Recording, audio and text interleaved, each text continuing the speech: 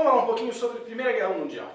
A gente viu sobre o imperialismo, então a gente viu sobre como estava a situação no mundo antes disso. A Primeira Guerra Mundial ela é chamada de Guerra Mundial justamente porque, pela primeira vez, há controvérsias, todas as partes do mundo estavam de alguma forma envolvidas nessa guerra. E por isso é muito importante pensar que a maior parte do mundo ela era ou um país europeu ou um protetorado ou uma colônia de um país europeu.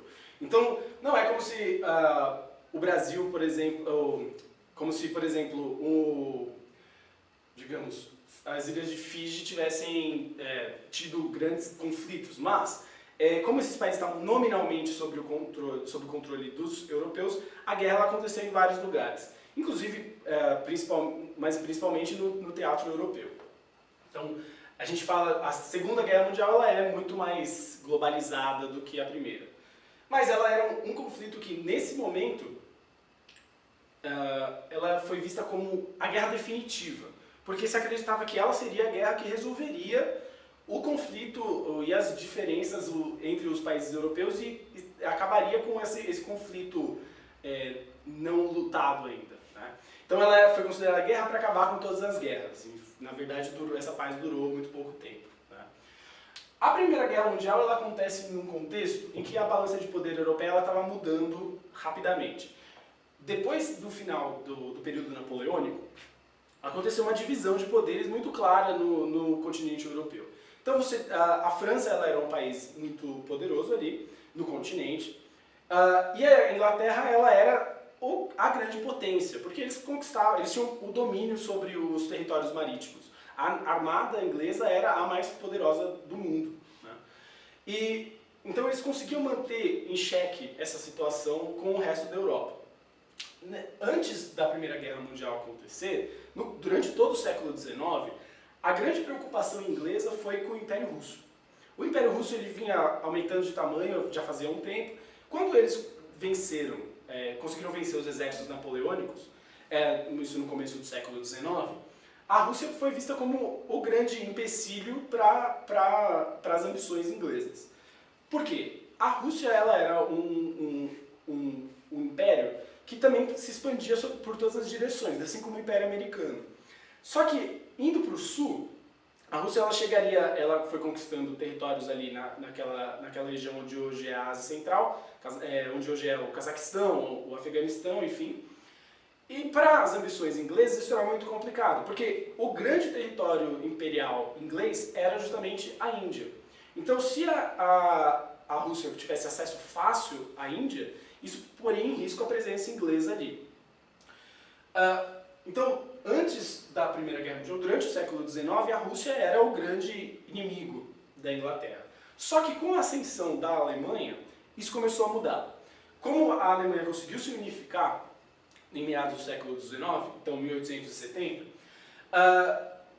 rapidamente eles conseguiram promover uma industrialização que competiu fortemente com a inglesa. Então eles tinham uma grande facilidade de produção, porque eles tinham acesso a muita matéria-prima, e eles aceleraram muito esse processo. Então, no final do século XIX, os alemães eles tinham uma capacidade econômica comparável à inglesa, com uma diferença muito importante. A Inglaterra sempre se beneficiou de estar isolada do continente europeu. Então, uma marinha muito forte permitia que a Inglaterra tivesse um poderio militar muito grande. Só que, com o advento da ferrovia, a locomoção por terra, pela primeira vez, ela conseguiu ser mais rápida do que a locomoção por mar. Então, se a malha ferroviária fosse muito bem distribuída, como ela começou a ser na Alemanha, a mobilidade dos exércitos ia ser muito facilitada. Então, por exemplo, a Alemanha venceu a França na Guerra de 1871 com uma facilidade impressionante, considerando que os prussianos, que eram o núcleo do Império Alemão, tinham sofrido derrotas absurdas, 50 anos antes contra Napoleão. Então, a Alemanha ela consegue ter um poderio bélico que começa a ser uma ameaça grande para as ambições inglesas. Então, nesse momento, a Alemanha está tentando se colocar nessa posição de dominância competindo com a Inglaterra, que já era uma potência mais estabelecida.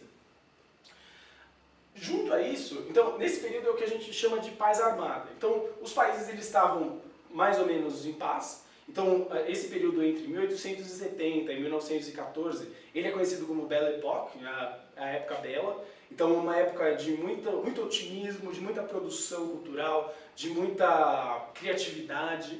Só que ela era uma paz que previa alguma coisa acontecendo. Então existiam basicamente dois tipos de visão sobre o que poderia acontecer. Muitas pessoas achavam que uma guerra ela era totalmente impossível, por vários motivos. Mas muitas pessoas achavam, por exemplo, que ela era impossível porque ninguém seria louco de fazer uma guerra que mataria milhões de pessoas, que seria muito sangrenta, que não teria possibilidade de dar certo, né? Algumas outras pessoas, principalmente algumas uniões socialistas, pensavam assim, os trabalhadores não vão aceitar isso. Então, se as potências quiserem entrar em guerra, nós, os trabalhadores, vamos fazer uma greve, uma paralisação geral e não vai ter guerra, né? Só que eles subestimaram, em alguma medida, o nacionalismo, que ele era um fator crescente na Europa nesse momento. Então, os países europeus eles começaram a substituir ao longo do tempo essa noção de unidade religiosa por uma noção de unidade nacional, através da língua, da cultura, da história em comum. E no século XIX, começo do século XX, isso estava à flor da pele. Então, esses países eles estavam prontos para brigar. Eles queriam que o seu próprio país fosse a potência dominante. E eles estavam se preparando justamente para uma guerra que poderia acontecer. Enquanto na Europa a situação estava mais ou menos estável, existem dois lugares em que as mudanças estavam começando a tomar mais corpo e tomar mais velocidade. Tanto no Oriente Médio quanto nos Balcãs. Os Balcãs são aquela região onde tem a Grécia, a Macedônia, a Sérvia, onde durante muito tempo foi a Iugoslávia. O Oriente Médio, aqui a gente está pensando ali onde hoje é o Líbano, o Iraque, a Síria, Israel. Essas duas regiões, elas foram durante muito tempo parte do Império Otomano, liderado por uma etnia turca. Só que ao longo do tempo, esse império que chegou a ameaçar os impérios europeus, ele começou a encolher. Então, por exemplo, nos Balcãs, essa região, que tinha ficado 400 anos sob domínio otomano, nos últimos 70 anos ela era uma região conflituosa, uma região que começou a se dividir, a se fragmentar. Então, esses países balcânicos, eles tinham divisões que muitas vezes não tinham sido muito bem resolvidas, muitos conflitos religiosos. Então, por exemplo, na região onde hoje é a Bósnia, tinha um grande número de muçulmanos, mas também tinha cristãos ortodoxos. A região onde hoje é a Sérvia, tinha mais cristãos e tinha alguns muçulmanos também. Então, todos esses países eles queriam ter um império deles também, né? Então, eles começaram a ter esses conflitos entre si e com outras potências. Então, essa região começou a ficar muito explosiva.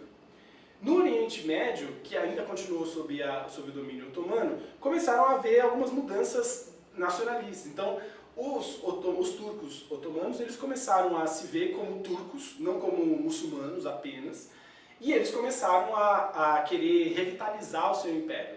Começaram a querer fazer com que ele fosse grande de novo, né? Que ele fosse capaz de lutar contra os impérios europeus.